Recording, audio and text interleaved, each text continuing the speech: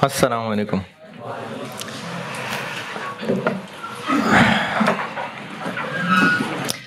अच्छा, जो लोग पहली दफ़ा पढ़ रहे हैं मुझसे, मेरी क्लास की जो शुरुआत है वो दुरूद शरीफ से होती है। दुरूद शरीफ पढ़ लें।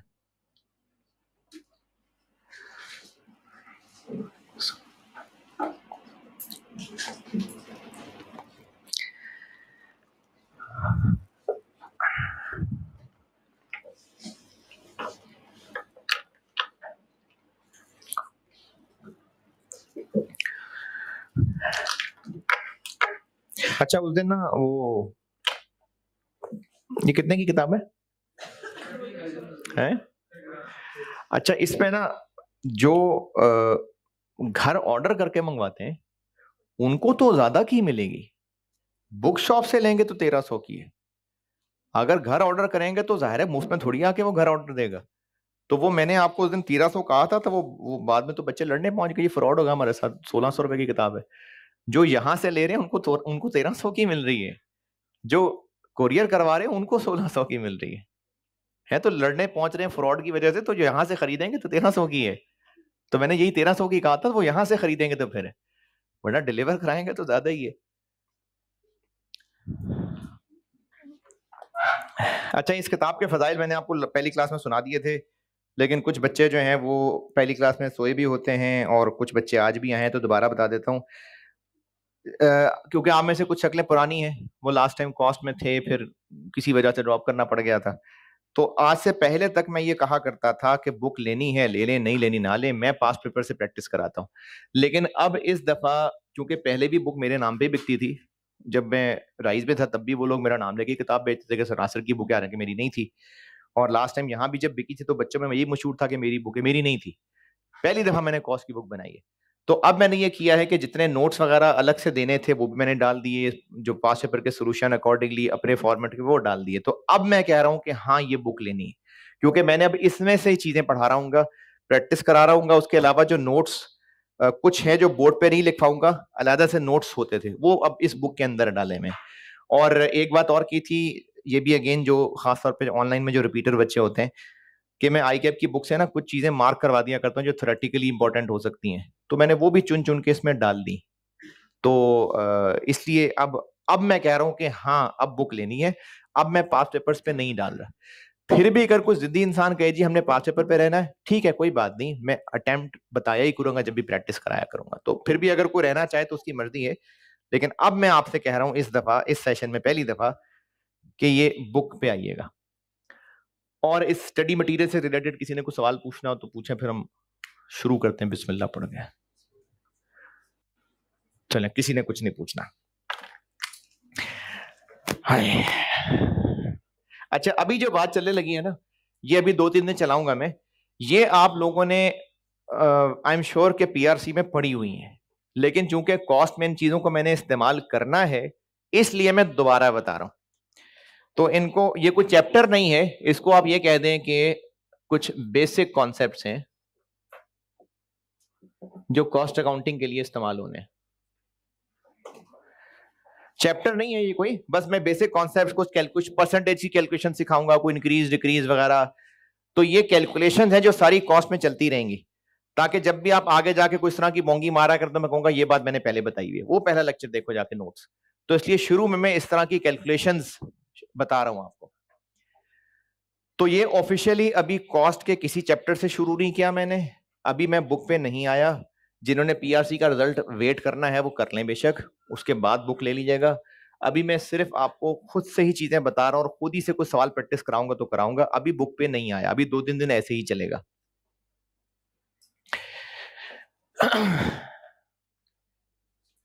अच्छा, ये चीजें आपने ना पीआरसी में बेशक पढ़ी हुई हैं, लेकिन चूंकि ना ये बहुत बेसिक चीजें हैं बेटे, ये कॉस्ट में जरूरी हैं। अगर आपको परसेंटेज की कैलकुलेशन नहीं आती ना, तो फिर कॉस्ट में चलना मुश्किल हो जाएगा आपके लिए।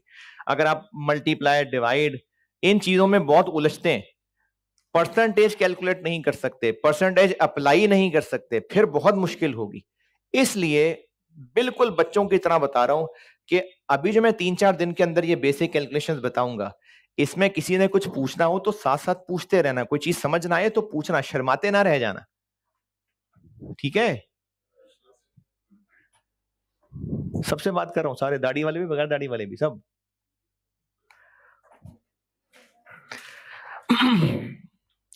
बिजनेस की जिंदगी का मकसद प्रॉफिट कमाना।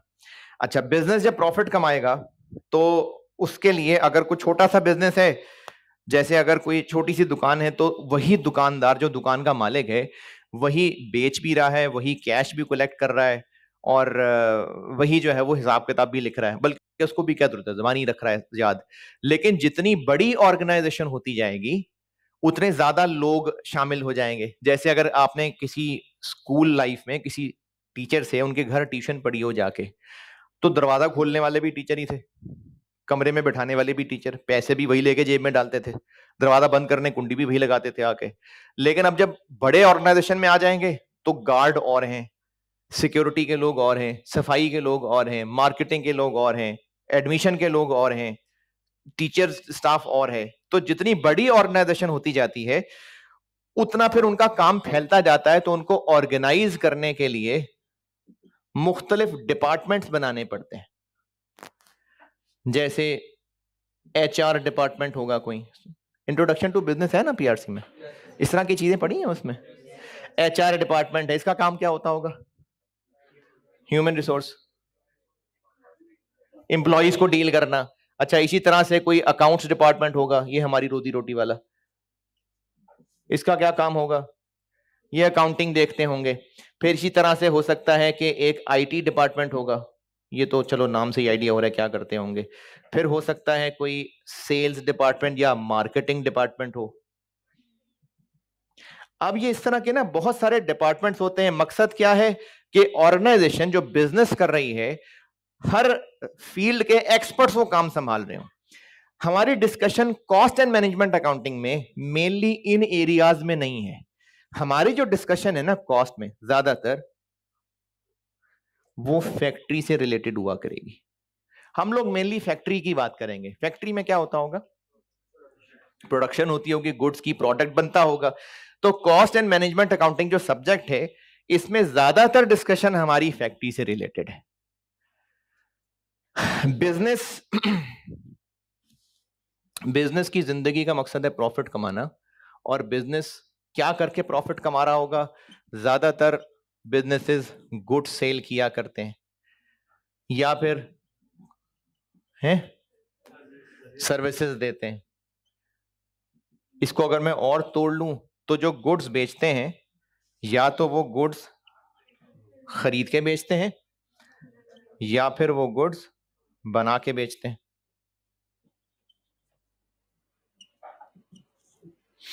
अच्छा, इसको अगर हम और तोड़ लें तो ट्रेडिंग बिजनेस वाले क्या करते हैं?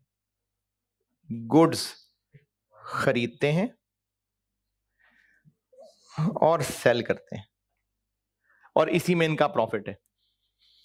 लेकिन जो मैन्युफैक्चरिंग बिजनेस है वो एक रॉ मटेरियल नाम की चीज खरीदता है। ये लोग रॉ मटेरियल खरीदते हैं, इस रॉ मटेरियल को एक प्रोडक्शन प्रोसेस से गुजारते हैं।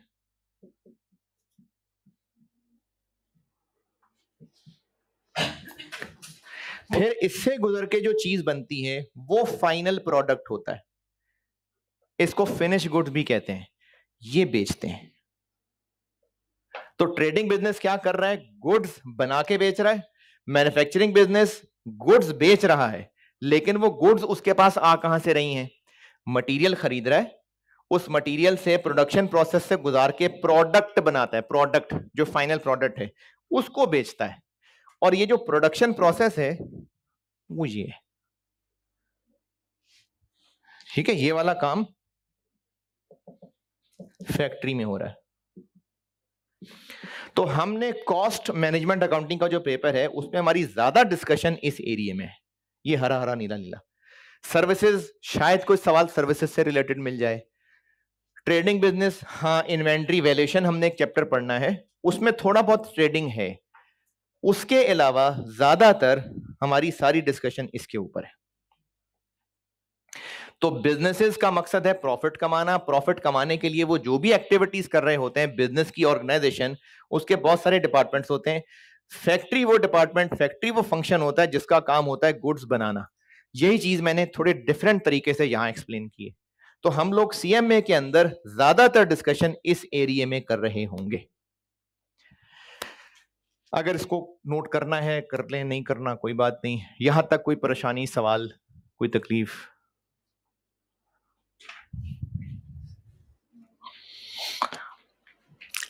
अच्छा, वैसे ना लेक्चर नोट करना चाहिए, आदत डालें। लेकिन अगर आप पिक एंड चूज करेंगे ना, अच्छा ये लिख लेते हैं फलाना नहीं लिखते, तो फिर मिस हो जाती हैं चीजें। तो इसलिए बेहतर होता है कि लिख लिया करें। और ये जो फोटोग्राफर होते हैं ना, इनकी तस्वीरें ना फिर मिक्स हो जाती हैं, वो भूल जाते हैं कि कौन सा लेक्चर था, कौन सी डीपी लगानी थी, कौन सी फॉरवर्ड करनी थी। तो वो फिर उसका हिसाब किताब पूरा रखा करें। तो वैसे तो अच्छा है लेक्चर नोट कर लिया करें, फायदा होता है। बेशक आसान चीज हो, लिख लिया करें। हैं? लिख लेते हैं ना, ठीक, चलो ठीक है।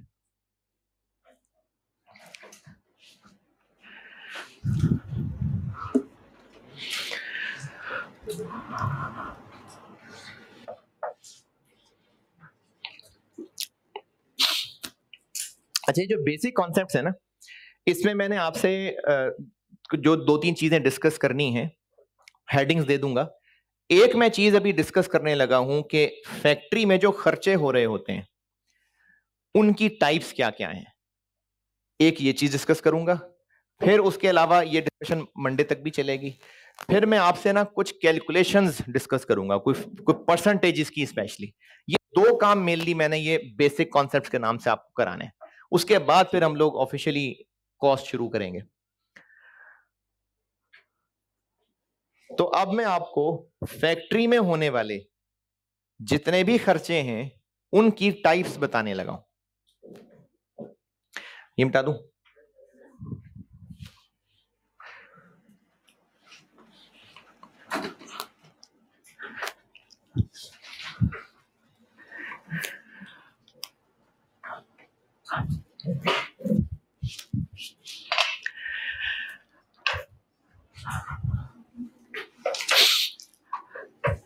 अच्छा वैसे कॉस्ट की तादाद में ना कुछ बहुत ज्यादा फर्क नहीं पड़ता होता। FAR 2 में बहुत फर्क पड़ जाता है, रिजल्ट के बाद आ भी जाते हैं लोग, पुराने चले भी बहुत जाते हैं। कॉस्ट में ज्यादा फर्क नहीं पड़ता। तो ये जो कुछ दूर दराज बैठे हुए लोग हैं या जिनको लगता है कि रश ज्यादा है, पढ़ना तो बेटे आपने ही है ना। ठीक है, अगर आप मुझसे बहुत दूर बैठे हुए हैं और आपको कनेक्शन की कमी लग रही है और से आप पढ़ाई छोड़ना शुरू कर देंगे तो नुकसान आपका होगा। सारे लोग मेरे लिए प्यारे हैं, सब मेरे लिए जो है ना इक्वल लोग हैं। चाहे आप दूर बैठे हैं चाहे करीब बैठे हैं, मेरे लिए सारे इंपॉर्टेंट हैं। आपके घर वाले चाहे आपको लिफ्ट ना कराते हो, रोटी भी ना मिलती हो मांगने से, हैं, लेकिन मेरे लिए आप लोग जो है ना वो कीमती हैं। तो इसलिए रश है तो क्या पढ़ना है ना, तो इसलिए फोकस रह के चलिएगा। अच्छा, एक गुजारिश और है, ये मुझे हर दफा ना गर्मियों के सेशन में करनी पड़ती है। हमारी नौजवान नस्ल सादगी और गंदगी दोनों को एक चीज समझते हैं। सादगी और चीज है, गंदगी और चीज है। और हॉस्टल के बच्चों में ये बात ज्यादा होती है क्योंकि अम्मी होती नहीं है कहने वाली। तो नहाना, कपड़े धोना, ये ज्यादा बॉदर नहीं करते। और रमजान में तो चलो ठीक है, डिफरेंट चीज है, लेकिन आम दिनों में भी ब्रश टूथब्रश इसका तो कुछ इस्तेमाल करते नहीं है। क्योंकि जब यहाँ मेरे ऊपर चढ़ चढ़ के सवाल पूछते हैं ना, तो मुझे फिर अंदाजा हो रहा होता है वैरायटियां तरह तरह की। तो इसलिए आपसे गुजारिश ये है कि अभी गर्मियों के सेशन में ना बेटा, देखो कुदरती बात है कि इंसान के जिस्म में गलाजतें हैं। कुदरती बात है, इंसान के जिस्म में गलाजतें हैं। पेशाब पखाना इंसान ने करना है, पसीने में बदबू होनी है, मुंह की बदबू होनी है, इंसान की फितरी चीज है। लेकिन दूसरों को क्यों बताएं ये बातें, मतलब दूसरों को क्यों पहुंचाएं? तो गर्मियों में खास तौर पे इसका ख्याल रखिएगा। अभी मौसम आजकल अच्छा है, लेकिन कुछ ही अरसे में गर्मी बढ़ जाएगी। 3 बज रहे हैं, 3, धूप अरूज पे होगी। और ऐसे में जब आप लोगों को नहाने का, कपड़े को धोने का ख्याल नहीं रखा होगा, डिओड्रेंट यूज नहीं करते होंगे, तो क्लास के अंदर ना बहुत मुश्किल इन्वायरमेंट हो जाएगा। तो इसलिए गुजारिश कर रहा हूं कि गर्मियों में खास एहतमाम करना है इस बात का, सफाई का, क्योंकि सफाई निस्फ ईमान है। ये बचपन से रट्टा लगाया होगा तो वो वाकई है। तो सादगी और गंदगी में फर्क है, ख्याल करना यार है। भूल गया मैं क्या बताने लगा था। हाँ, टाइप्स ऑफ कॉस्ट बताने लगा था।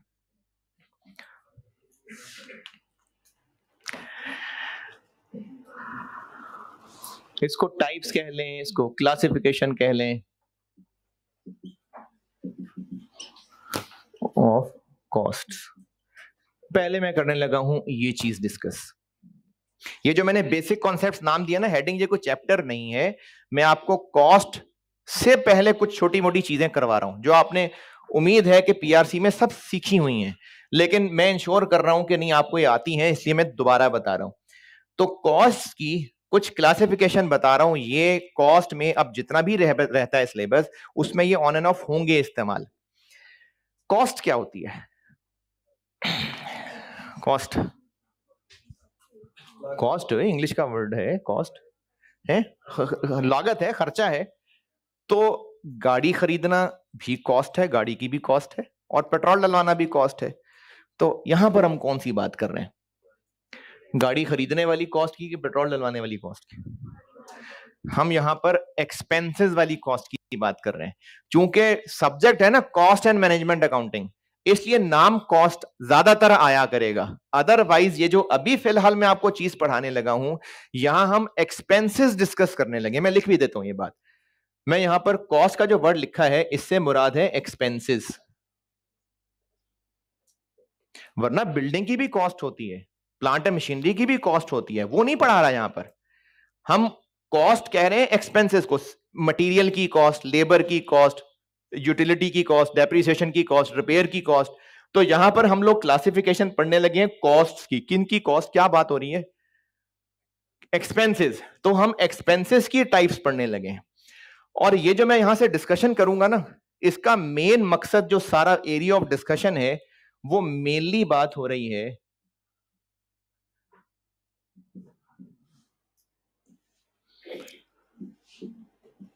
फैक्ट्री की।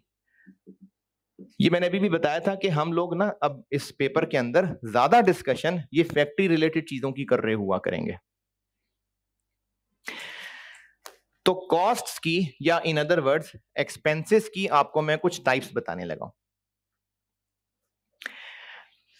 जब भी किसी चीज की टाइप्स होती है ना, तो यह जानना जरूरी होता है कि किस एतबार से टाइप्स। जैसे आप यहां स्टूडेंट्स बैठे हुए हैं, अगर मैंने ये फैसला करना हो कि स्टूडेंट्स कितनी तरह के, इनकी टाइप्स क्या हैं, किस एतबार से?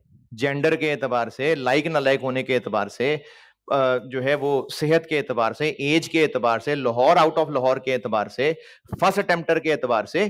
तो एक गिवन पॉपुलेशन को अगर कुछ क्लासेस में बांटना हो, तो क्या इंपॉर्टेंट है जानना कि किस एतबार से बांटना है। तो हम लोग ये जो कॉस्ट की टाइप्स पढ़ने लगे हैं, इनमें पहली जो कैटेगरी है या पहली जो क्लासिफिकेशन है, वो मैं बताने लगा हूं टाइप्स। किस एतबार से? With respect to relation with product, कि इसका प्रोडक्ट के साथ क्या रिलेशन है। ये सारी बातें हम यहां कर रहे हैं, ठीक है। सारी डिस्कशन अभी फैक्ट्री की हो रही है कि फैक्ट्री के अंदर जो खर्चे हैं। अच्छा, फैक्ट्री के अंदर क्या क्या खर्चे हैं, ठीक है। जरा फैक्ट्री में चलते हैं, इमेजिन करते हैं किसी बड़ी फैक्ट्री में चलते हैं। पहुंच गए जी, क्या है वहां? हैं? फैक्ट्री के अंदर गए, क्या हो रहा है वहां? क्या नजर आ रहा है? बहुत बड़ी बड़ी मशीनें नजर आ रही हैं मुझे तो।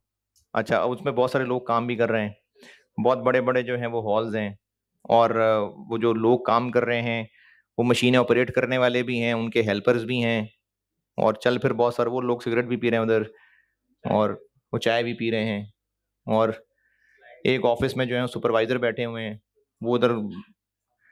अच्छा, अब ये जो बड़ी बड़ी मशीनरीज हैं, इनके खर्चों की बात करते हैं। क्या खर्चा हो रहा होगा? उन मशीनरी की फ्यूल, पावर, इलेक्ट्रिसिटी होगी, और रिपेयर मेंटेनेंस होगी, और वो जो काम हो रहा है इतना सारा, क्या काम हो रहा है? रॉ मटेरियल खरीद के उन मशीनों में डाला जा रहा है, वर्कर्स काम कर रहे हैं, तो उन वर्कर्स को पैसे दे रहे हैं, उनको वेजेस दे रहे हैं, फिर मशीनों की रिपेयर मेंटेनेंस है, मशीनों की डेप्रिसिएशन है, उस पूरी फैक्ट्री का कोई किराया हो सकता है, वहां के जो वर्कर्स काम कर रहे हैं उनके हेल्पिंग के लोग हो सकते हैं, उनके सुपरवाइजरी स्टाफ हो सकता है। तो ये जो सारा कुछ फैक्ट्री में हो रहा है, इसमें बहुत सारे एक्सपेंसेस आ रहे हैं। वो सारे एक्सपेंसेस अगर इस एतबार से बांटे जाएं, किस एतबार से, कि प्रोडक्ट से उनका ताल्लुक है या नहीं है, तो ये होते हैं दो तरह के। एक होता है डायरेक्ट कॉस्ट, और एक होता है इनडायरेक्ट कॉस्ट। अच्छा, अब ये डायरेक्ट और इनडायरेक्ट क्या है? बिजनेस जो प्रोडक्ट बेचता है, अच्छा कभी मैं ना प्रोडक्ट कह रहा हूंगा, कभी फिनिश गुड्स कह रहा हूंगा, ठीक है ना, प्रोडक्ट फिनिश गुड। बिजनेस जो प्रोडक्ट बेचता है उसका कोई ना कोई यूनिट होगा। जैसे अगर बिजनेस स्टैंडर्ड साइज की ऑफिस चेयर्स बेचता है, तो उन चेयर्स की क्वांटिटी के लिए यूनिट क्या इस्तेमाल हो रहा होगा? नंबर। नंबर मतलब चेयर्स की तादाद, एक चेयर, दो चेयर, तीन चेयर। अगर बिजनेस कोई केमिकल बेचता है जो कि लिक्विड पोजीशन में है, हो सकता है लीटर्स में मैयर होता, तो लीटर उसका एक यूनिट है। हो सकता है कपड़ा बेचते हैं तो मीटर, गज, कुछ भी हो सकता है, पूरा पूरा थान उसका हिसाब हो सकता है। इसी तरह से अगर कोई चीज दो दो की जोड़ी है, यानी जूते अगर बनाते हैं, पेयर्स हो सकते हैं। तो बिजनेसेस जो भी प्रोडक्ट बनाता है उसका कोई ना कोई मेजरमेंट यूनिट होगा। बिजनेस, जाग रहे हैं? बिजनेस फैक्ट्री में, ये सारी फैक्ट्री है, बिजनेस इस फैक्ट्री में ये जो प्रोडक्ट बना रहा है, इस फैक्ट्री के कुछ खर्चे होंगे जो प्रोडक्ट बनने से रिलेटेड है, और बाकी इससे रिलेटेड नहीं होंगे, बस फैक्ट्री में हो रहे होंगे। जैसे अगर अभी बेशक यहां मैन्युफैक्चरिंग नहीं हो रही है, अभी मैन्युफैक्चरिंग नहीं हो रही, लेकिन अगर मैं आपको सिर्फ एक चीज समझाना चाह रहा हूं, इस कॉलेज का प्रोडक्ट क्या है? सर को टीचिंग है ना। टीचिंग आप तक पहुंचाने के लिए डायरेक्टली क्या क्या क्या चीज इन्वॉल्व है? मैं टीचर, लेबर इन्वॉल्व है, वर्कर गरीब आदमी मैं इन्वॉल्व हूं, जो 200-250 रुपए देते हैं मैं हूं। तो अच्छा, और डायरेक्टली इस कोचिंग के साथ जो रिलेटेड है, क्योंकि मैं मिसाल आपको ये मैन्युफैक्चरिंग की नहीं दे रहा ना, इसलिए एग्जैक्टली आप उसको इन नामों से नहीं पहचान सकते, लेकिन मैं जो असल में पॉइंट समझाना चाह रहा हूं, जो आपको टीचिंग की सर्विस मिल रही है, उस सर्विस में डायरेक्टली क्या चीज इंगेज्ड है? मैं टीचर की रेम्यूनरेशन और मार्कर, इनकी इंक, ये इन्वॉल्व हो रही है ना।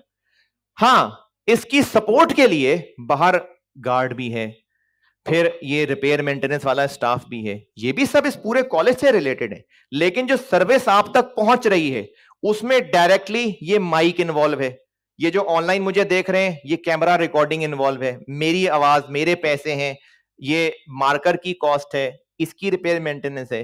तो जो भी बिजनेस प्रोडक्ट बना रहा होगा, उस फैक्ट्री में होने वाले खर्चे कुछ होंगे जो उस प्रोडक्ट के बनने से एंगेज्ड होंगे, बाकी बस हो रहे होंगे। तो वो खर्चा, सारों से बात कर रहा हूं सब, वो खर्चा जो प्रोडक्ट बनाने से इतना जबरदस्त तरीके से डायरेक्टली रिलेटेड है कि एक यूनिट बनाने में कितना लगता है, ये मैनेजमेंट को पक्का पता है। लंबी बात हो गई, दोबारा बताता हूं।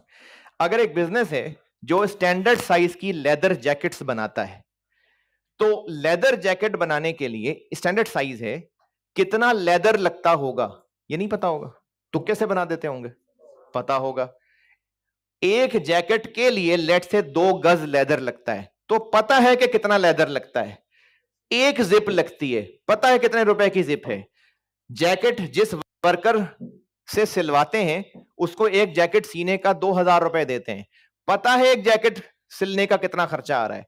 तो वो खर्चे जो प्रोडक्ट के एक यूनिट के साथ हम मुकम्मल ट्रेस आउट कर सकते हैं, वो खर्चे डायरेक्ट कॉस्ट होते हैं।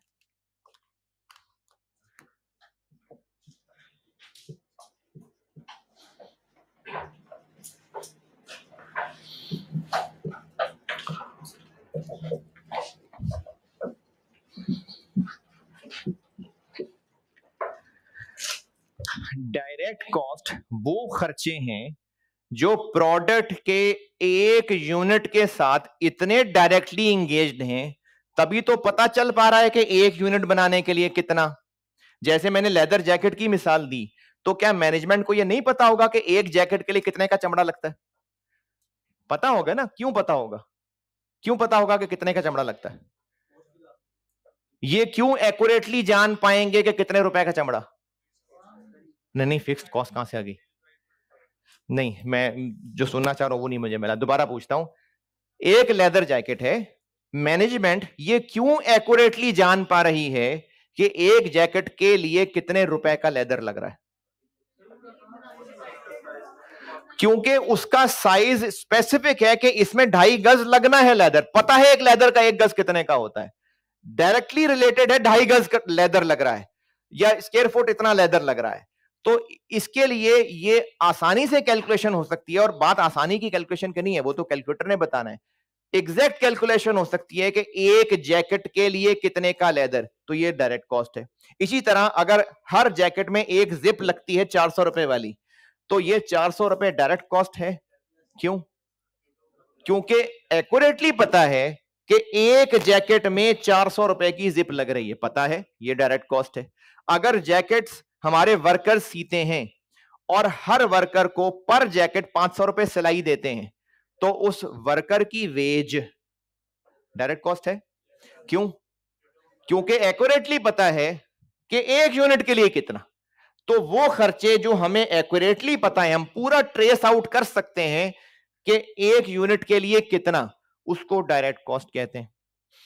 इसकी एक और मिसाल जो कि एग्जैक्टली मैन्युफैक्चरिंग बिजनेस की नहीं है, सिर्फ पॉइंट समझाने के लिए मिसाल दे रहा हूं। आप जो ये कॉस्ट का सिलेबस पढ़ रहे हैं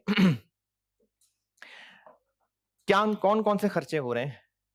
सिर्फ कॉस्ट की बात कर रहा हूं, टोटल खर्चे मिल लें अगर, टोटल है, फीस हो गई, ठीक है, पूरा कॉस्ट पास करने तक की बात कर रहा हूं, कॉलेज की फीस हो गई, और है बुक्स हो गई, और स्टेशनरी हो गई, और है खाना पीना हो गया, और ट्रांसपोर्टेशन, और पास करने तक आई कैप की एग्जाम फीस है। अच्छा, अब ये जितने खर्चे हैं, इनमें से जो इस पेपर की कॉलेज को फीस दी है वो पक्का पक्का पता है कि इसी के लिए 25,000 है। जो उसी एक पेपर की आई कैप की एग्जाम फीस है, पता है इसी के लिए 2,000 एग्जाम फीस है। कितनी है?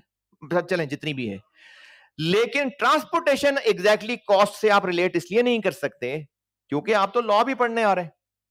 एक दिन लॉ पढ़ने आ रहे हैं, उसकी डबल क्लास हो रही है, हो सकता है उनकी कॉस्ट की क्लास ही ना हो, तो ट्रांसपोर्टेशन को आप एग्जैक्टली रिलेट नहीं कर पा रहे।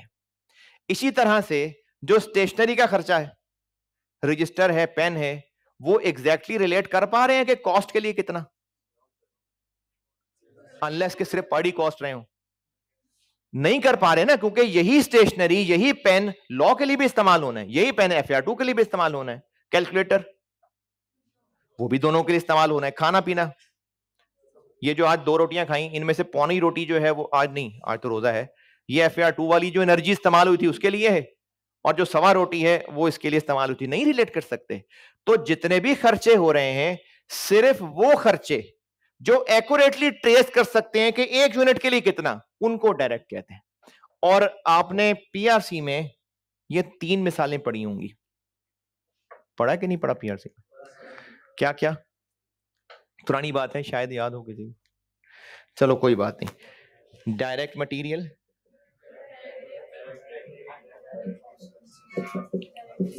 डायरेक्ट मटेरियल, डायरेक्ट लेबर, और बस डायरेक्ट एक्सपेंस मैं नहीं लिख रहा क्योंकि कॉस्ट के सब्जेक्ट के अंदर जितनी भी हमने सारी कॉस्ट पढ़नी है उसमें मेनली बस ये 2 ही हैं डायरेक्ट कॉस्ट। वो चूंकि आपको एक जनरल इंट्रोडक्शन दिया जा रहा था ना, तो कुछ डायरेक्ट एक्सपेंसेस भी थे। हमने चूंकि यहां पर मेनली बात करनी ही मैन्युफैक्चरिंग बिजनेस की है, तो इसमें डायरेक्ट कॉस्ट ये 2 ही होती हैं। बहुत कम चांस है कि इन दोनों के अलावा भी कोई डायरेक्ट कॉस्ट हो, इस वजह से आपको बस ये 2 ही मिलेंगे, डायरेक्ट मटेरियल, डायरेक्ट लेबर। तो डायरेक्ट कॉस्ट वो होती है जो कि एक यूनिट ऑफ प्रोडक्ट के लिए हम एक्यूरेटली ट्रेस कर सकें, उसको डायरेक्ट कॉस्ट कहते हैं।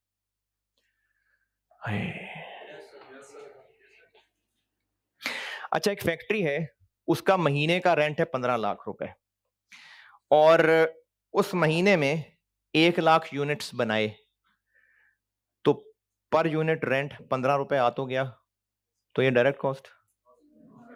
लेकिन 15 लाख को 1 लाख से डिवाइड किया तो 15 रुपए आ गया। नहीं, लेकिन कैलकुलेटर ने तो बुरा भला नहीं कहा क्या कर रहे हो, उस पर हमने लिखा 15 lakh divided by 1 lakh, equal दबाया, उसने 15 बता दिया, तो निकल तो आया। कोई मुश्किल तो नहीं, कोई बटन दबाने में तकलीफ तो नहीं हुई। तो कैलकुलेट तो सब कुछ कर देगा कैलकुलेटर, उसमें तो सारे खर्चों को यूनिट्स पे डिवाइड करेंगे तो पर यूनिट आ ही जाएंगे। इससे नहीं फैसला होता डायरेक्ट कॉस्ट का, क्योंकि कुछ ये जो मैंने भी बात की है, हो सकता है मैं ना करता तो कोई खुद भी सोच सकता था कि ऐसे तो अगर हम रेंट को भी यूनिट से डिवाइड कर लें तो पर यूनिट रेंट आ जाएगा। अगर हम फैक्ट्री मैनेजर की सैलरी 8 लाख रुपए उसकी सैलरी है, इस साल में 2000 यूनिट्स बनाए, तो अगर हम 8 लाख को 2000 से डिवाइड कर दें तो पर यूनिट तो आ ही जाएगी। लेकिन क्या फैक्ट्री मैनेजर की 8 लाख रुपए सैलरी रिलेट हो सकती है कि एक यूनिट के लिए कितनी? क्या डायरेक्टली ट्रेस हो सकती है? नहीं, वो है ही नहीं भाई, प्रोडक्शन से लिंक्ड ही नहीं है। वो तो फैक्ट्री की और चीजों को देख रहा है, उसको तो महीने की तनख्वाह मिलनी है। अब उस महीने में थोड़े यूनिट्स बने, ज्यादा यूनिट्स बने, उनको तो महीने की 8 लाख तनख्वाह मिलनी है। तो डायरेक्ट कॉस्ट वो खर्चा होता है जो प्रोडक्ट के एक यूनिट से फुली ट्रेस हो सकता है जी? ओके। डायरेक्ट मटेरियल और डायरेक्ट लेबर, ये दो ही मिसालें हैं इसकी, इस सब्जेक्ट से रिलेटेड। और जो ये नहीं हो सकता वो इनडायरेक्ट कॉस्ट है। तो दूसरी टाइप हो गई indirect cost.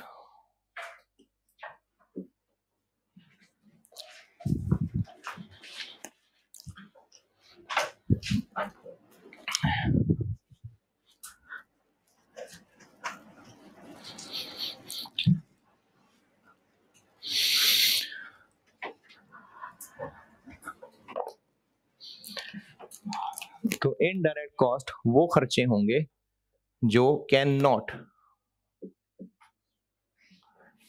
Fully traced to one unit of product.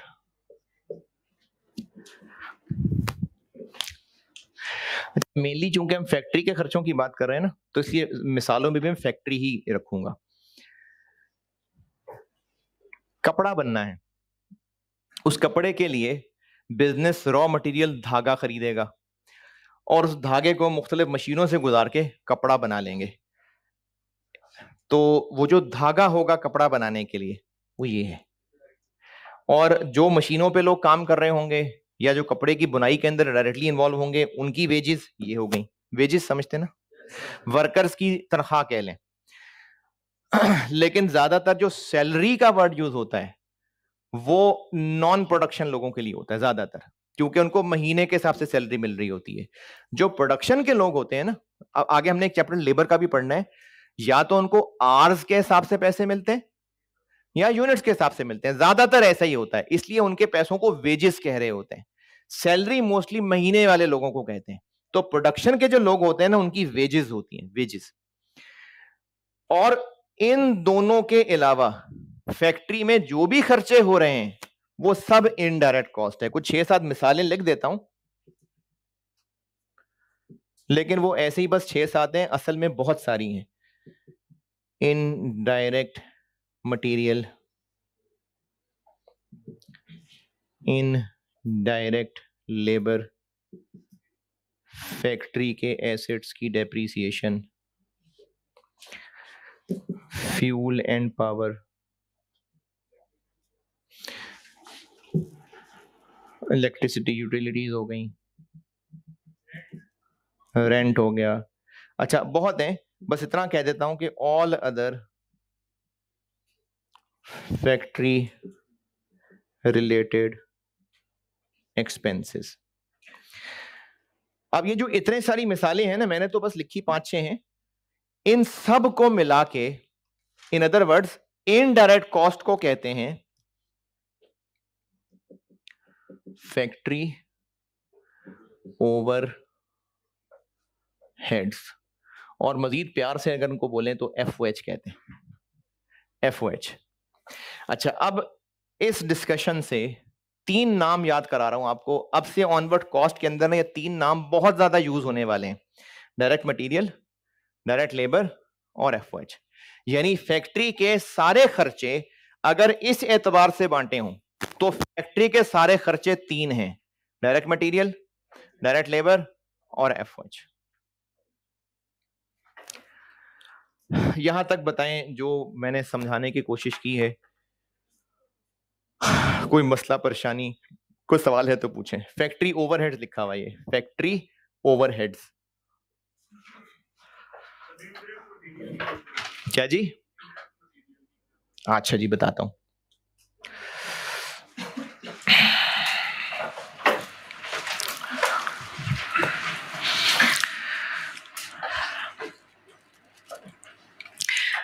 अच्छा, जिन लोगों ने FAR 1 पहले पढ़ी हुई है, तो FAR 1 के अंदर है स्टैंडर्ड्स, IAS। FAR 2 अगर पढ़ रहे हैं कोई साथ, तो स्टैंडर्ड है, IAS है, IFRS है। कोई चीज तभी स्टैंडर्डाइज हो पाती है जब लोग किसी बात पे मुत्तफिक हो जाएं, तो ही स्टैंडर्ड बनता है। कॉस्ट में कोई स्टैंडर्ड नहीं है। क्या वजह होगी इसकी? है बहुत डिफरेंट लोगों की ओपिनियंस हैं। तो ये चूंकि बहुत डिफरेंसेस हैं, तो ये मुख्तलिफ किताबों में, मुख्तलिफ मुल्कों में डिफरेंट ओपिनियंस चलते हैं। तो जो मैं आपको सब पढ़ा रहा हूं, वो ICAP की बुक, पेपर्स, ICAP की रिकमेंडेड बुक्स, उन सबको निचोड़ के मैं आपको पढ़ा रहा हूं। तो इसलिए अभी जो मैं आपको, अभी बच्चे ने पूछा इनडायरेक्ट मटेरियल, तो जो मैं आपको मिसाल दे रहा हूं, इसके अलावा भी लोगों की ओपिनियन है, लेकिन एक मुनासिब ओपिनियन है जो बता रहा हूं। काम की बात है, लिखनी हो तो लिख लेना, नहीं तो कोई बात नहीं। इतनी ज्यादा काम की होती तो मैं खुद ही लिख देता, तो इसलिए अगर ना लिखना हो तो भी कोई मसला नहीं है। मटेरियल कॉस्ट कहते हैं वो फिजिकल चीज जो कंज्यूम हो रही है, उसको मटेरियल कॉस्ट कहेंगे। कोई भी फिजिकल चीज जो हम कंज्यूम कर लेते हैं, वो मटेरियल कॉस्ट है। अगर वो चीज प्रोडक्ट का हिस्सा बन जाए, वो डायरेक्ट मटेरियल है, अदरवाइज इनडायरेक्ट मटेरियल है। दोबारा, मटेरियल कॉस्ट है कोई भी फिजिकल चीज जो फैक्ट्री में कंज्यूम हो रही है, वो मटेरियल कॉस्ट है।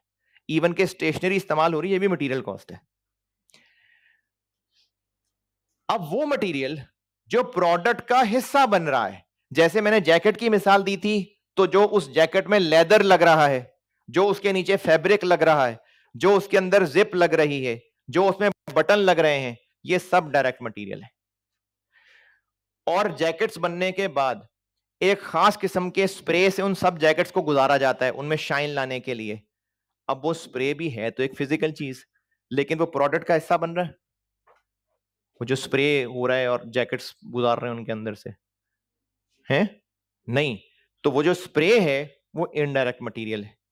इसी तरह से अगर तो बड़ा कीमती धागा है, जैसे फुटबॉल है, अब फुटबॉल की सिलाई में जो धागा इस्तेमाल हो रहा है, वो धागा नहीं से बटन टांगते हैं, ये बड़ा खास किस्म का धागा होता है।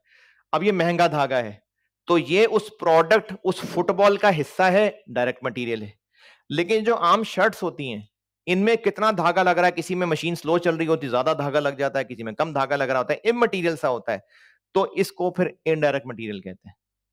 ये मैंने आखिरी बात थोड़ी मुश्किल कर दी, दोबारा बताता हूं।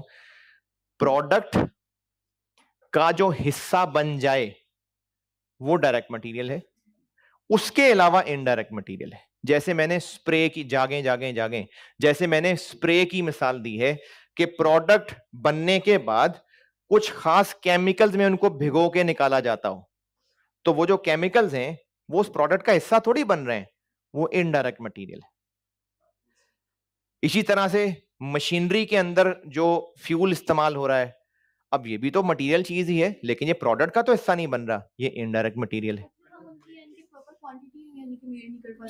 जी जी बिल्कुल, क्योंकि जो प्रोडक्ट का हिस्सा बन गया उसी को तो एग्जैक्टली पता चलेगा एक यूनिट के लिए कितना है जी। तो फिर तो वो प्रोडक्ट का हिस्सा बन रहा है ना, यानी जो प्रोडक्ट के ऊपर कलर हो रहा है वो प्रोडक्ट का हिस्सा बन रहा है, तो वो डायरेक्ट मटेरियल है। लेकिन मैं फिर बता रहा हूं, ये चीजें बिजनेस की नेचर टू नेचर वेरी करेंगी। जैसे अगर कोई ऐसा डिपार्टमेंट है जहां पर स्प्रे हो रहा है बस, अब वो उतनी ही क्वांटिटी में स्प्रे हो रहा है, चाहे सामने 10 चेयर्स रखी हो, चाहे 12 चेयर्स रखी हो, चाहे 15 चेयर्स रखी हो, वो स्प्रे करे जा रहा है बस। अब उसमें एक चेयर के लिए कितना पेंट है ये नहीं पता चल सकता, तो फिर वो नहीं होगा डायरेक्ट। तो इसलिए बिजनेस टू बिजनेस वेरी करेगा। मोटी मोटी बात यही है कि जो प्रोडक्ट का हिस्सा बन गया तभी तो पता चलेगा कि एक के लिए कितना, वो डायरेक्ट मटेरियल है, अदरवाइज जो सपोर्टिंग मटेरियल है वो इनडायरेक्ट। जो वर्कर काम कर रहा है, प्रोडक्ट बनाने में डायरेक्टली इंगेज है, उसको या तो यूनिट के पैसे मिल रहे हैं या आवर्स के पैसे मिल रहे हैं, उसके पैसे डायरेक्ट वेजेस हैं। और जो साथ छोटा खड़ा हुआ है, छोटे फलानी चीज पकड़ा दे, छोटे फलाना सामान पकड़ा दे, और वो जो बड़ा खड़ा हुआ है सुपरवाइजर, ये दोनों सपोर्टिंग है, ये इनडायरेक्ट लेबर है। ओके, तो फैक्ट्री के सारे खर्चे अगर उनका प्रोडक्ट के साथ ताल्लुक देखा जाए तो या तो डायरेक्ट होते हैं या इनडायरेक्ट होते हैं। डायरेक्ट वो होते हैं जिनको प्रोडक्ट के एक यूनिट के साथ ट्रेस कर सकते हैं कि एक के लिए कितना वो डायरेक्ट है, और जो नहीं कर सकते वो इनडायरेक्ट है। और सारी चीज में अगर आपको कुछ भी ना याद रहे तो फाइनली बस एक चीज याद रख लें कि फैक्ट्री के सारे खर्चों में से 3 टाइप्स निकल आई: डायरेक्ट मटेरियल, डायरेक्ट लेबर और एफओएच। और ये अगले चैप्टर्स में काम आएंगे। मैं आपको ना इनकी एक और कैटेगरी बताता हूं।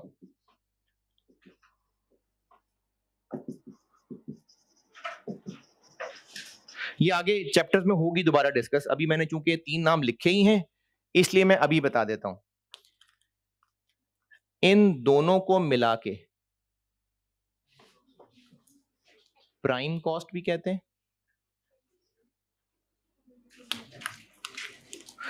और इन दोनों को मिला के कन्वर्जन कॉस्ट भी कहते हैं। ये अगले चैप्टर्स में आएंगे नाम। डायरेक्ट मटेरियल, डायरेक्ट लेबर, इन दोनों के टोटल, जैसे अगर ये 3 लाख है, ये 2 लाख है, तो 5 लाख को कहेंगे प्राइम कॉस्ट, और अगर ये 2 लाख है, ये 4 लाख है, तो 6 लाख को कहेंगे कन्वर्जन कॉस्ट।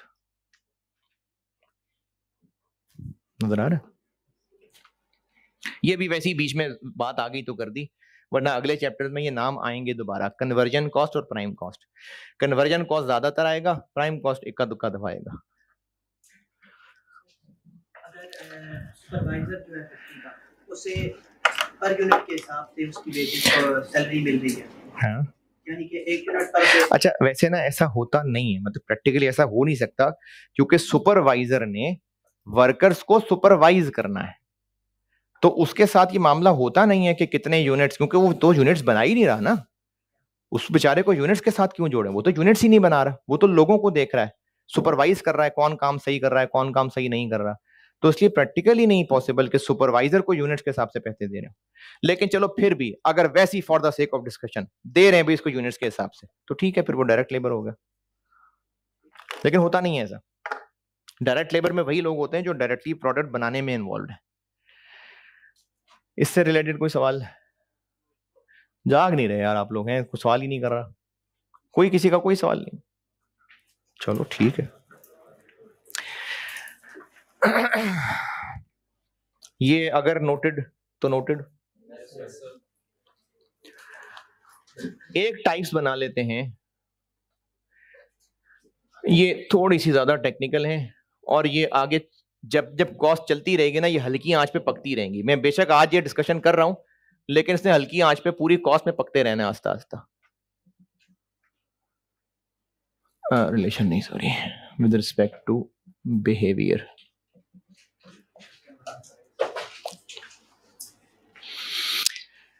किसकी टाइप्स क्या पढ़ रहे हैं हम? कॉस्ट की टाइप। कॉस्ट मतलब एक्सपेंसेस। तो फैक्ट्री के खर्चों में से फैक्ट्री के खर्चों में जो जो भी खर्चे हैं हम उनकी क्लासिफिकेशन पढ़ रहे हैं, डायरेक्ट कॉस्ट, इनडायरेक्ट कॉस्ट। ये क्लासिफिकेशन इस एतबार से थी, अब इन्हीं खर्चों को हम एक और एतबार से क्लासिफाई करने लगे। जैसे अगर ये जो सामने 150 लोग बैठे हुए हैं, अगर इनकी क्लासिफिकेशन करनी है जेंडर के एतबार से, तो लेट्स से कि 110 लोग मेल्स और 40 लोग फीमेल्स। अब अगर इन्हीं लोगों की क्लासिफिकेशन करनी है फर्स्ट अटेम्प्टर और रिपीटर के एतबार से, तो अब वो कोई और 150 लोग हैं जिनकी बात कर रहे हैं? नहीं, इन्हीं लोगों की बात कर, ये वही लोग हैं जिनको पहले मेल फीमेल कहा था, या अगर कोई और भी बीच में आया तो ये वही लोग हैं जिनको मेल फीमेल कहा था।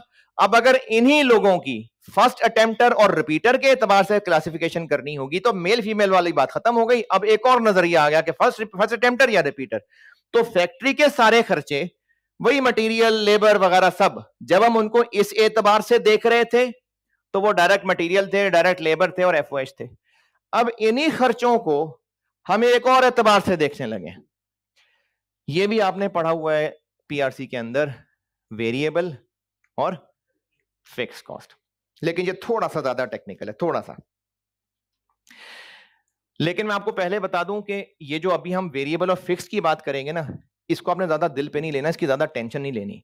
हो सकता है जो समझाऊं क्लियर हो जाए, हो सकता है, उम्मीद है, कोशिश करूंगा। लेकिन अगर कुछ कमी रह भी गई, कुछ टेंशन नहीं लेनी। कॉस्ट के अंदर आपको ये कोई बहुत ज्यादा मुश्किल फैसले में नहीं डाला जाता कि वेरिएबल कॉस्ट कौन सी है, फिक्स कौन सी है, ये आपसे आसानी से पहचाना जाएगा। तो ज्यादा टेंशन नहीं लेनी इस चीज की, समझने की कोशिश करना। इतनी भी नहीं कि बिल्कुल ही टेंशन ना ले और समझे ही ना मैं क्या बता रहा हूं। समझें जो बता रहा हूं, थोड़ा सा टेक्निकल है। लेकिन अगर बहुत ज्यादा गहराई में ना भी समझ पाए, कोई बात नहीं, चलेगा काम। फिक्स्ड और वेरिएबल पढ़ा या और भी कुछ पढ़ा है? इन्हीं से रिलेटेड है। सेमी वेरिएबल और एक और पढ़ा होगा, स्टेप्ड कॉस्ट। तो ये जो स्टेप्ड कॉस्ट है, ये है सुने सुने नाम, stepped cost, semi variable, variable और फिक्स्ड। ये जो स्टेप्ड कॉस्ट है ना, ये फिक्स्ड कॉस्ट की ही एक नस्ल है, तो इसको तो साइड पे कर देते हैं। और वो जो सेमी वेरिएबल है, वो वेरिएबल और फिक्स दोनों को मिला के बोला जाता है, इसको भी साइड पे कर दें। तो दो चीजें समझाने लगा हूं, वेरिएबल और फिक्स्ड। अब ये जो वेरिएबल और फिक्स्ड की तमीज करनी है, यानी फैक्ट्री के सारे खर्चे, दोबारा, ये फैक्ट्री के सारे खर्चे थे, इनको डायरेक्ट इनडायरेक्ट के हिसाब से देख लिया। अब ये डिस्कशन खत्म हो गई है। अब उन्हीं खर्चों को, यानी वही रेंट, वही लेबर, वही डायरेक्ट मटेरियल, वही डेप्रिसिएशन, उन्हीं चीजों को अब एक डिफरेंट अंदाज से देखने लगे हैं। तो फिर वो या तो वेरिएबल होंगे या फिक्स्ड होंगे। तो वेरिएबल फिक्स क्या है और डायरेक्ट इनडायरेक्ट क्या है? कंफ्यूजन हो गई? नहीं, वही सारे फैक्ट्री के खर्चे, यही 150 लोग मेल फीमेल की बात करेंगे तो इतने मेल हैं, इतने फीमेल हैं। और इन्हीं 150 लोगों को फर्स्ट अटेम्प्टर और रिपीटर के एतबार से बात करेंगे तो 25 रिपीटर हैं, 125 जो है वो फर्स्ट अटेम्प्टर है। ये वही उन्हीं 150 लोगों की बात हो रही है। तो फैक्ट्री के सारे खर्चे अगर इस एतबार से देखेंगे तो direct material, direct labour, FOH. और अगर फैक्ट्री के इन्हीं खर्चों को इस एतबार से देखेंगे तो फिक्स्ड और वेरिएबल। स्टेप जो है वो फिक्स्ड ही की एक नस्ल होती है और सेमी वेरिएबल इन दोनों को मिला के बोला जाता है। तो असल में फिक्स्ड है और वेरिएबल है। अब ये जो फिक्स्ड और वेरिएबल की हम डिस्कशन करने लगे हैं, इस डिस्कशन करने के काबिल होने के लिए 3 बुनियादी बातें समझनी जरूरी हैं। ये मैं ना बार बार बोलता रहूंगा, फिर जब बार बार बोल लूंगा फिर आप लिख भी लेना। जब तक आप तंग नहीं आ जाते तो मैं बोलता रहूंगा, बार बार बोलूंगा, रिपीट करूंगा ताकि पक्की हो बातें। जो फिक्स्ड और वेरिएबल, आज जब जमाइयां ले रहे हो ना तो फिर मुझे जो है ना वो लग रहा है मैं बड़ा जुल्म कर रहा हूं आपके ऊपर। जाग रहे हैं? बहुत गहरी बात होने लगी है। ये जो हम फिक्स्ड और वेरिएबल कॉस्ट की तमीज करने लगे हैं, इसके लिए पहले 3 बुनियादी बातें जान लें। वो मैं तीनों रिपीट करूंगा, फिर लिखना भी। वेरिएबल फिक्स की जो हम तमीज करने लगे हैं उसके लिए 3 बुनियादी बातें बता रहा हूं। पहली बात, हम जो फिक्स्ड और वेरिएबल की तमीज कर रहे हैं खर्चों की, हम वो किसी एक इंडिविजुअल बंदे के पॉइंट ऑफ व्यू से भी देख सकते हैं, हम किसी एक एसेट के, अभी लिखने की जल्दी ना करना, पहले ना मैं बार बार बोलूंगा, थोड़ी पिक्चर क्लियर हो फिर लिखना। ये जो हम फिक्स्ड और वेरिएबल की तमीज कर रहे हैं, पहली बात, ये किसी इंडिविजुअल यानी इंसान के बच्चे के पॉइंट ऑफ व्यू से भी कर सकते हैं, किसी एसेट को सामने रखते हुए कर सकते हैं, किसी डिपार्टमेंट को सामने रखते हुए कर सकते हैं, पूरे बिजनेस को सामने रखते हुए कर सकते हैं। दोबारा नहीं, ये पहला पॉइंट बोला मैंने, ये मैंने भी पहला पॉइंट बोला है।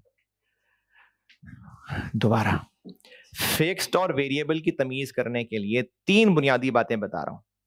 पहली बात, ये जो हम फिक्स्ड वेरिएबल की तमीज करने लगे हैं, ये हम किसी इंडिविजुअल के हिसाब से भी देख सकते हैं, किसी एसेट के हिसाब से भी देख सकते हैं, किसी डिपार्टमेंट के हिसाब से भी हो सकता है, किसी पूरे बिजनेस के हिसाब से भी हो सकता है। मिसाल के तौर पे एक सेल्समैन है, उसको हम कमीशन भी देते हैं, महीने के पैसे भी देते हैं। हम ये जानना चाह रहे हैं कि उस एक सेल्समैन के पैसे वेरिएबल हैं या फिक्स्ड हैं।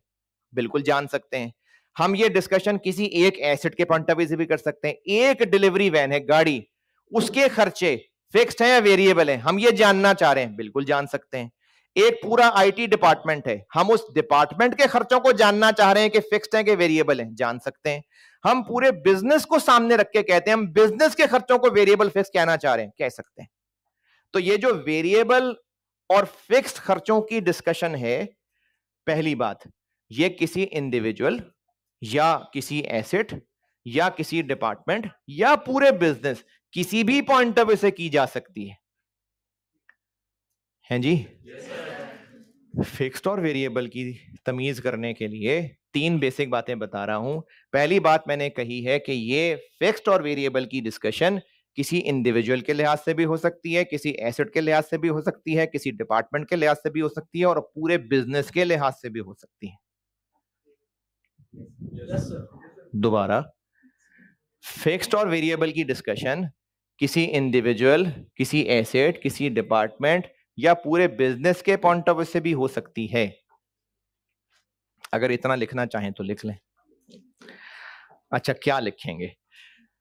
मैं आपको यह बता रहा हूं कि ये जो वेरिएबल और फिक्स्ड की क्लासिफिकेशन पढ़नी है, ये पहचानना कि रेंट वेरिएबल है या फिक्स्ड है, डेप्रिसिएशन वेरिएबल है या फिक्स्ड है, फ्यूल एंड पावर वेरिएबल है या फिक्स्ड है, खर्चों का फैसला करना है ना कि फिक्स्ड है कि वेरिएबल है। तो इस फैसला करने से पहले तीन बातें याद रखनी है। पहली बात यह है कि हम ये डिस्कशन वेरिएबल फिक्स्ड की किसी एक इंडिविजुअल पर्सन, किसी एक एसेट, किसी एक डिपार्टमेंट या पूरे बिजनेस के पॉइंट ऑफ व्यू से कर सकते हैं। दूसरी बात, जिसके भी पॉइंट ऑफ व्यू से कर रहे होंगे, किसके? जिसके, किसके पॉइंट ऑफ व्यू से? अब ये जिस कौन कौन है? कोई इंडिविजुअल भी हो सकता है, एसेट भी हो सकता है, डिपार्टमेंट भी हो सकता है, पूरा बिजनेस भी हो सकता है। जिसके भी एतबार से कर रहे हैं, उसकी कोई ना कोई कोर एक्टिविटी होगी जो हमें पहचाननी है। दूसरा बुनियादी पॉइंट बता रहा हूं कि हम ये जो फिक्स्ड और वेरिएबल का फैसला करने लगे हैं, ये जो मैंने भी यहां हेडिंग लिखी है ना, झाग रहे हैं ना, ये जो फिक्स वेरिएबल सिखा रहा हूं, फिक्स वेरिएबल की तमीज के लिए तीन बुनियादी बातें कहा है, पहले वो जाननी जरूरी है। पहली बात मैंने की है कि हम ये फिक्स वेरिएबल की डिस्कशन किसी इंडिविजुअल, इंसान, किसी एसेट, किसी डिपार्टमेंट या ओवरऑल बिजनेस के पॉइंट ऑफ व्यू से कर सकते हैं। और दूसरी बात मैंने की है कि इनमें से जिसके भी पॉइंट ऑफ व्यू से कर रहे होंगे, उसकी कोई ना कोई कोर एक्टिविटी होगी जो हमें पहचाननी होगी। जैसे अगर फोटोकॉपी मशीन है, उसके लिए हम फिक्स्ड वेरिएबल खर्चे पहचानना चाह रहे हैं, तो फोटोकॉपी मशीन की कोर एक्टिविटी क्या है? फोटोकॉपीज करना, बिल्कुल ठीक है। अगर एक डिलीवरी वैन है या कोई भी गाड़ी है, ट्रक है, हम उसके खर्चों की वेरिएबल फिक्स की तमीज करना चाह रहे हैं, तो उस गाड़ी की कोर एक्टिविटी क्या है? चलना, चलना। अच्छा, इसी तरह से एक मशीन है, वो कटिंग करती है, एक्सटेंडेड पेस के साथ एक स्टैंडर्ड स्पीड है उसकी, उस मशीन के खर्चों की हम फिक्स्ड वेरिएबल की तमीज करना चाह रहे हैं, उस मशीन की कोर एक्टिविटी क्या है? कटिंग करना। तो हम जिस, अच्छा और बात, प्रोडक्शन डिपार्टमेंट है, चलो फैक्ट्री है, फैक्ट्री, पूरी फैक्ट्री, हम उस पूरी फैक्ट्री के खर्चों में फिक्स्ड वेरिएबल की तमीज करना चाह रहे हैं, पूरी फैक्ट्री को सामने रख के बात कर रहा हूं। उस फैक्ट्री की कोर एक्टिविटी क्या है? प्रोडक्शन करना। तो दूसरी बात मैंने यह की है कि हम जिसके भी एतबार से फिक्स्ड वेरिएबल जानना चाह रहे हैं, उसकी कोई ना कोई कोर एक्टिविटी होगी जो हमने पहचाननी है। यहां तक भी आई बात समझ?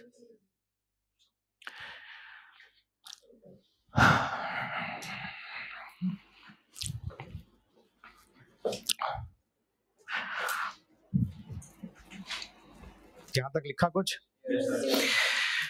तीसरी बात, ये जो हम लोग फिक्स्ड और वेरिएबल की डिस्कशन करेंगे, ये किसी एक पीरियड के कॉन्टेक्स्ट में कर रहे होंगे। जैसे अगर हम 2022 ईयर की बात कर रहे हैं, तो फिर 2022 ईयर की बात हो रही है, फिर 23 और 21 बीच में नहीं है, यानी हम 22 के कॉन्टेक्स्ट में बात कर रहे हैं। दोबारा, हम ये जो फिक्स्ड और वेरिएबल की डिस्कशन कर रहे हैं कि फिक्स्ड कौन सा है, वेरिएबल कौन सा है, ये सारी discussion for a given period बात हो रही है। ये किसी एक पीरियड जो कि ज्यादातर साल होता है, उस पीरियड के कॉन्टेक्स्ट में बात हो रही है। वो पास्ट भी हो सकता है, फ्यूचर भी हो सकता है। यानी कॉस्ट के कुछ चैप्टर्स में हम देखेंगे कि हम गुजरे हुए सालों की कैलकुलेशंस कर रहे हुआ करेंगे, कुछ चैप्टर्स में हम देखेंगे आने वाले साल की कैलकुलेशंस कर रहे हुआ करेंगे। ये तीसरी बात लंबी हो गई, दोबारा बता रहा हूं, ये जो फिक्स्ड वेरिएबल की तमीज है, ये सारी डिस्कशन हम यकीनन किसी एक पीरियड के कॉन्टेक्स्ट में कर रहे होंगे। यानी अगर हम 2022 की बात कर रहे हैं तो हम फिक्स्ड और वेरिएबल खर्चे उस 2022 के कॉन्टेक्स्ट में बात कर रहे हैं। तीसरी बात की है मैंने कि फिक्स्ड वेरिएबल की डिस्कशन किसी एक पीरियड जो कि नॉर्मली साल होता है उसके कॉन्टेक्स्ट में हो रही होगी। यानी अगर 2022 की बात हो रही है तो फॉर द ईयर 2022 फलाना खर्चा फिक्स्ड है, फलाना खर्चा वेरिएबल है, तो सिर्फ 22 की बात हो रही है सिर्फ। अब ये जो पीरियड है ये पास्ट भी हो सकता है, फ्यूचर भी हो सकता है। प्रेजेंट किधर गया? एक्चुअली प्रेजेंट तो कुछ नहीं होता ना, प्रेजेंट एक पॉइंट होता है। ये जो मैंने अभी प्रेजेंट का वर्ड बोला है ये पास्ट हो गया है, तो पास्ट हो गया ना, ये पास्ट भी पास्ट हो गया, ये यस भी पास्ट हो गया, तो प्रेजेंट तो सिर्फ एक पॉइंट है। तो या तो हम 2022 के एंड पे खड़े होकर 2022 की कैलकुलेशंस कर रहे होंगे, या हम 2022 के एंड पे खड़े होकर 2023 की कैलकुलेशंस कर रहे होंगे। तीनों बातें रिपीट कर रहा हूं, हम लोगों ने जो भी फिक्स्ड और वेरिएबल कॉस्ट की तमीज पढ़नी है, इसके लिए तीन बुनियादी बातें की हैं कि हम ये डिस्कशन किसी एक इंडिविजुअल बंदे के हिसाब से भी कर सकते हैं, किसी एसेट, किसी डिपार्टमेंट या पूरे बिजनेस के पॉइंट ऑफ व्यू से भी कर सकते हैं। दूसरी बात, जिसके भी पॉइंट ऑफ व्यू से करेंगे उसकी कोई कोर एक्टिविटी होगी जो हम पहचान रहे होंगे। और तीसरी बात, ये सारी डिस्कशन फॉर अ पीरियड हो रही होगी।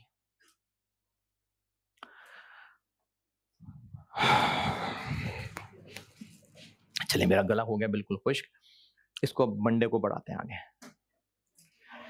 ठीक है जी, अल्लाह हाफ़िज़।